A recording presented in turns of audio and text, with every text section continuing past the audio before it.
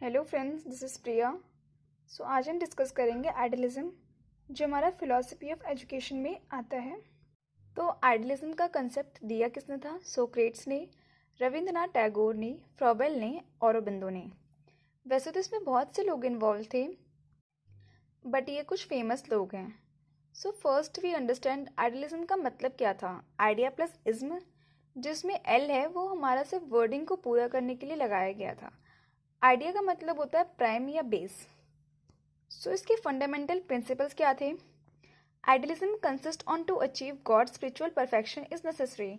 Basically idealism पे पूरा focus इस पे किया गया था कि एक स्पिरिचुअल परफेक्शन आ जाए इंसान में और एक स्पिरिचुअल वैल्यूज आ जाए। तो सेकंड पॉइंट है इसका accept the acceptance of spiritual world. Third है spiritual values are supreme and universals, मतलब स्पिरिचुअल वैल्यू ही सब कुछ है। और फोर्थ है वैल्यू एंड प्री डिटरमाइंड, जो हमारी वैल्यूज़ होती हैं वो पहले से डिटरमाइंड होती है। फिफ्थ है idealism is a complete spiritual view point. ये हमने डिस्कस किया कि आइडियलिज्म जो था वो पूरे एक स्पिरिचुअल व्यू पॉइंट पे फोकस था and it is a monistic concept. तो इससे हम ये समझ सकते हैं कि आइडियलिज्म में क्या था। इसमें हमने स्पिरिचुअल वर्ल्ड, स्पिरिचुअल वैल्यूज़, इन्हीं सब पे फोकस किया था। अब आइडियलिज्म के हिसाब से एजुकेशन व्यू पॉइंट क्या था? तो बेस्ड ऑन स्पिरिचुअलिज्म, ये स्पिरिचुअलिज्म पे बेस्ड था।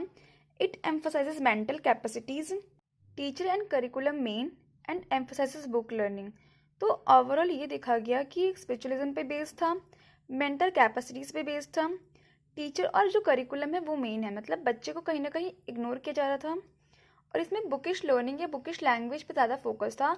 मतलब एक तरह से हम देख सकते हैं कि रोट मेमोराइजेशन पे भी फोकस था कहीं ना कहीं। तो इसको कहीं ज़्यादा अच्छा तो नहीं माना गया था, बट एक फिलॉसफी है एजुकेशन की, तो इसलिए हम डिस्कस कर रहे हैं। नेक्स्ट है आइडियलिज्म के हिसाब से एम ऑफ एजुकेशन क्या था उनका। तो उन्होंने कहा था कि सेल्फ रियलाइजेशन हो और एक पर्सनैलिटी जो है वो उभर कर आए किसी इंसान की, स्पिरिचुअल डेवलपमेंट हो, realisation of truth, beauty and goodness. अब आइडियलिज्म के हिसाब से हमारा करिकुलम कैसा होना चाहिए? तो आइडियल्स और इटर्नल वैल्यूज़, मतलब मॉरल वैल्यू पे बेस्ड होना चाहिए। ह्यूमैनिस्टिक सब्जेक्ट्स को भी हमें मतलब बढ़ावा देना चाहिए। अब इसमें 3 सब्जेक्ट्स को इन्होंने कहा था कि इन्वॉल्व करो, इंटेलेक्चुअल, एस्थेटिक एंड मॉरल। अब आइडियलिज्म के हिसाब से हमारा मेथड ऑफ टीचिंग कैसा होना चाहिए? तो आइडियलिज्म ये सोचते हैं, they think themselves as a creators of method and not to slave of any particular method. मतलब जो भी क्रिएटर्स हैं या जो भी टीचर्स हैं वो अपने मेथड्स खुद से क्रिएट करें और किसी एक पर्टिकुलर मेथड पे बेस्ड ना रहे, वो अपने मेथड्स को चेंज करते रहें।